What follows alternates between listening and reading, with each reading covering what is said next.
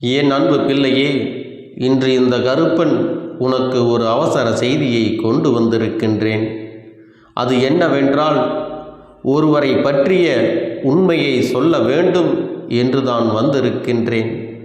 உன்னுடைய வாழ்க்கைக்கும் உன்னுடைய குடும்பத்திற்கும் ஒரு மிகப்பெரிய ஆபத்தை ஏற்படுத்த நான் சொல்கின்ற ஒரு பெண் வந்து கொண்டிருக்கிறாள்.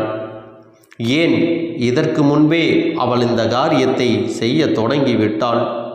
உன்னுடைய குடும்பத்திற்குள் பல பிரச்சனைகளை செய்வதற்கும் உன் குடும்பத்தின் நிம்மதியை கெடுப்பதற்கும் இவள் செய்த விஷயங்கள் ஒன்றல்ல ரெண்டல்ல, பல நாட்களாகவே இதை தொடர்ந்து செய்துதான் கொண்டிருந்தாள். அதையெல்லாம் உன்னுடைய குலதெய்வத்தின் அருளினால் முறியடிக்கப்பட்டு விட்டது. ஆனாலும் மீண்டும் மீண்டும் இந்த முயற்சியை செய்து கொண்டிருக்கின்றாள். அவள் யாராக இருக்க முடியும்?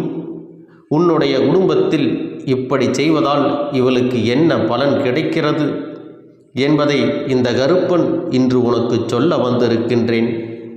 என் தங்கமே, நீ வெள்ளந்தியான மனதை கொண்ட உண்மையான பிள்ளை அல்லவா? உன்னை சுற்றி என்ன நடக்கிறது என்பதை உனக்கு சரியாக தெரியவில்லை. உன் வாழ்க்கையில் நடக்கின்ற விஷயங்கள் எதையும் உன்னால் சரியாக புரிந்து கொள்ள முடியவில்லை. அவ்வளவு அப்பாவியாக இருக்கின்றாய்.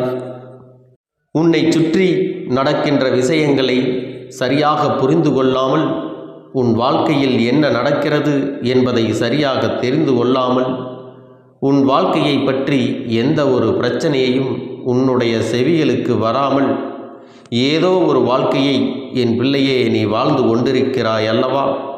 உண்மையில் இப்பொழுது இருக்கின்ற இந்த சூழ்நிலை, உன் வாழ்க்கையில் நடக்கின்ற இந்த பிரச்சனைகளுக்கெல்லாம் தீர்வினை கொடுக்க வேண்டும் என்றுதான் உன் அப்பன் உன்னோடு பேசிக் கொண்டிருக்கின்றேன். உன்னுடைய நிம்மதி சீர்குலைந்து கிடக்கிறது. உன்னுடைய குடும்பத்தை சில பிரச்சனைகள் ஆட்டி படைத்து கொண்டுதான் இருக்கிறது. என் தங்கமே, சாமி வந்து ஆடுகின்ற ஒரு பெண் உன் இல்லத்திற்குள் அடிக்கடி நுழைந்து கொண்டிருக்கின்றாள்.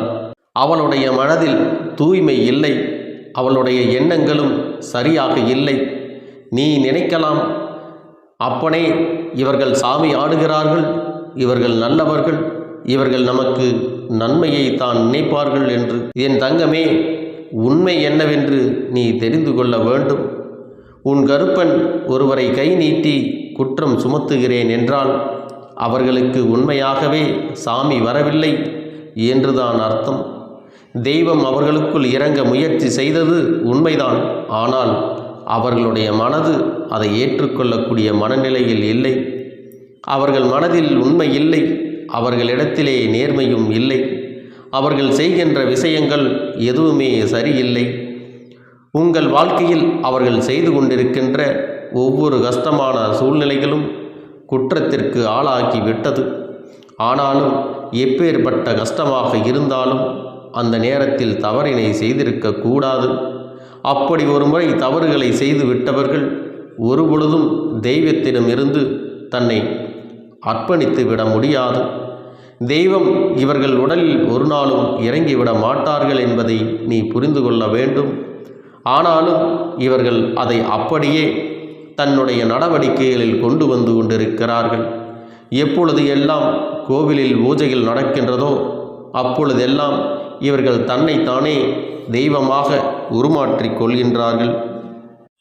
தன்னை தெய்வம் என்று அடுத்தவர்களிடத்தில் நிரூபிக்க பல முயற்சிகளை செய்து கொண்டிருக்கின்றார்கள். இவர்கள் நடத்துகின்ற இந்த நாடகத்திற்குள் சிக்கிக்கொண்ட நீயும் ஒருவர்தான் என்பதை மறந்து விடாதே. என் பிள்ளையே, பல விஷயங்கள் இந்த வாழ்க்கையில் உனக்கு கிடைத்ததெல்லாம் உண்மைதான்.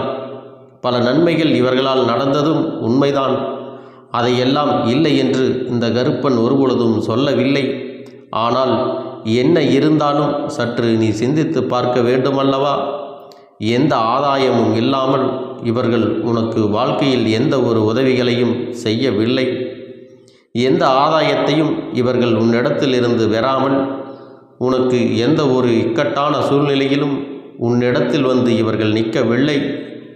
இதை புரிந்து கொண்டால் நான் சொல்கின்ற இந்த பெண் யார் என்பதை நிச்சயமாக நீ தெரிந்து கொள்வாய். இவர்களுடைய பேச்சிலே பாசமலை பொழிவார்கள்.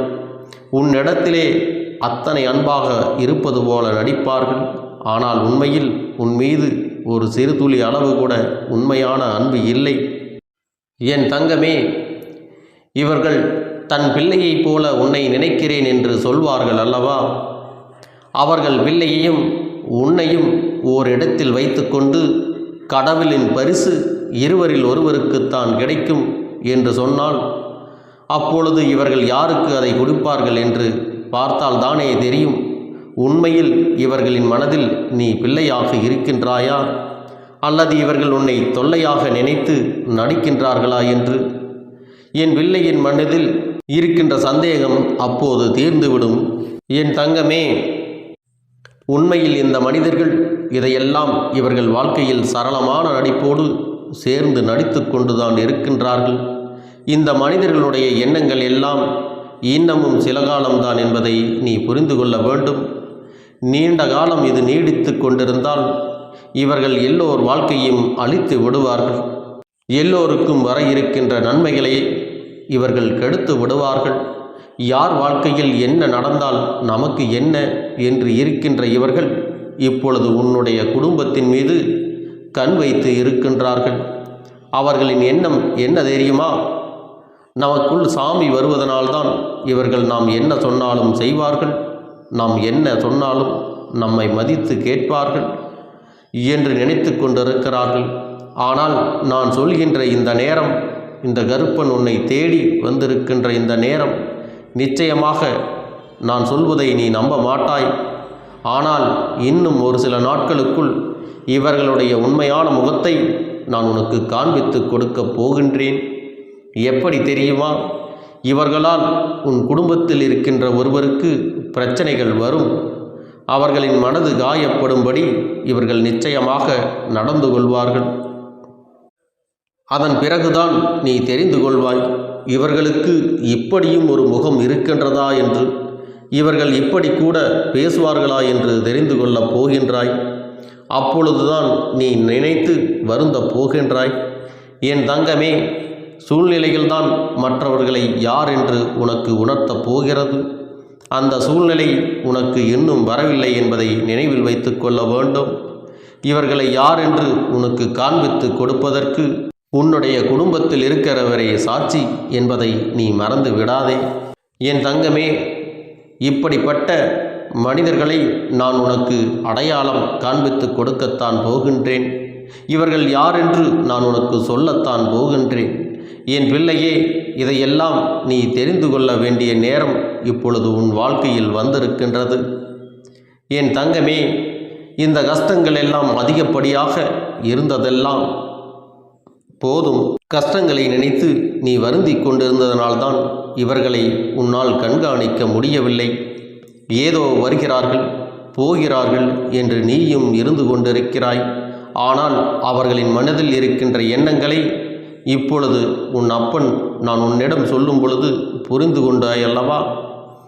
அதனால் இனிமேலாவது இவர்களிடத்தில் நீ கவனமாக இருக்க வேண்டும். இவர்கள் பேசுகின்ற விஷயங்களை எல்லாம் தீர விசாரிக்காமல் ஒருபொழுதும் என் குழந்தையே நீ நம்பிவிடக்கூடாது.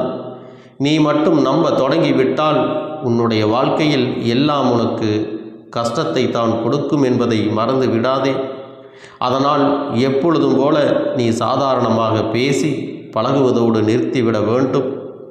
இவர்களின் பேச்சினை நீ கேட்டு எந்த ஒரு முடிவையும் உன் வாழ்க்கையில் நீ எடுத்து விடாதே.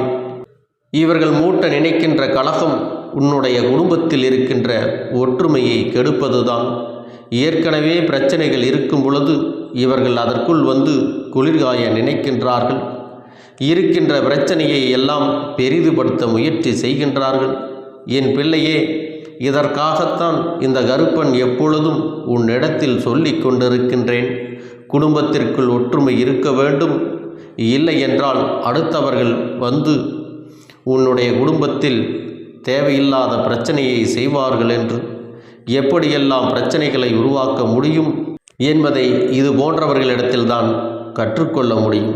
அப்படிப்பட்ட நடிப்பு அவர்களுடையது. இவர்களுடைய நடிப்பினை நீ கண்டுகொண்டு உன்னுடைய வாழ்க்கையில் இவர்களுக்கு இடம் கொடுக்காமல், என் பிள்ளையே, உன்னுடைய வாழ்க்கையில் இனி வரக்கூடிய அத்தனை நன்மைகளையும் உன் வாழ்க்கையில் நீ நல்லபடியாக பெற வேண்டும். உன்னுடைய குடும்பம் நல்லபடியாக இருக்க வேண்டும். உன் குடும்பத்தில் இருக்கின்ற பிரச்சனைகள் எல்லாம் நீங்கி இனிமேல் எல்லாம் நல்லபடியாக மாறப்போகிறது என்ற நம்பிக்கையை உன்னுடைய மனதில் நீ விதைக்க வேண்டும். உன்னுடைய எண்ணங்கள் எல்லாம் தெளிவாகி விட்டாலே போதும், எல்லாம் உனக்கு ஏற்றது போல மாறிவிடும். நடக்கின்ற அத்தனை உண்மைகளும் உனக்கு தெரிய வரும் நேரம் இப்பொழுது வந்துவிட்டது. அப்படி அந்த நேரம் வரும்பொழுது இவர்கள் உன் முன்னால் தலை குனிந்து நிற்பார்கள். அவர்களுக்குள் இருப்பது சாமி அல்ல என்று நீ புரிந்து கொள்வாய்.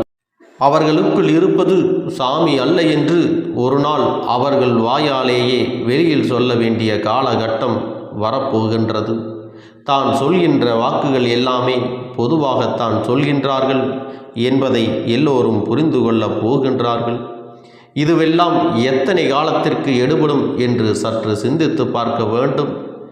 தெய்வம் என்பது ஒரு நாளும் யாரையும் பழி வாங்காது என்பதை புரிந்து கொள்ள வேண்டும். தெய்வம் யாருக்கும் கூலி கொடுக்காது. இவர்கள் சொல்வது போல இவர்களுக்கு கூலி கொடு, இது நடந்துவிடும் என்று சொல்லிவிட்டால் நடந்து விடுமா? இது போன்ற மனிதர்கள் எல்லாம் திருந்த வேண்டிய கால நேரம் வந்து கொண்டிருக்கிறது. உண்மையான அருள் ஒருவர் உடம்பிற்குள் இருக்கும் என்றால் அவர்கள் அருகில் செல்லும் பொழுது உனக்கு நிச்சயமாக புல்லரிக்கும். அப்படி இருந்தால் மட்டும்தான் அவர்களுக்குள் தெய்வம் இருக்கின்றது என்று அர்த்தம். இல்லை என்றால் அவர்களை பார்க்கும் பொழுது உன் கண்கள் கலங்கி உன் கண்களில் இருந்து கண்ணீர் வழிந்தோடும். அது இல்லாத பட்சத்தில் யாரையும் நீ நம்பாதே. என் அன்பு பிள்ளையே, இந்த கருப்பனின் ஆசீர்வாதங்களும் அன்பும் துணையும் என்றென்றைக்கும் உனக்கு முழுமையாக கிடைத்து கொண்டே இருக்கும்.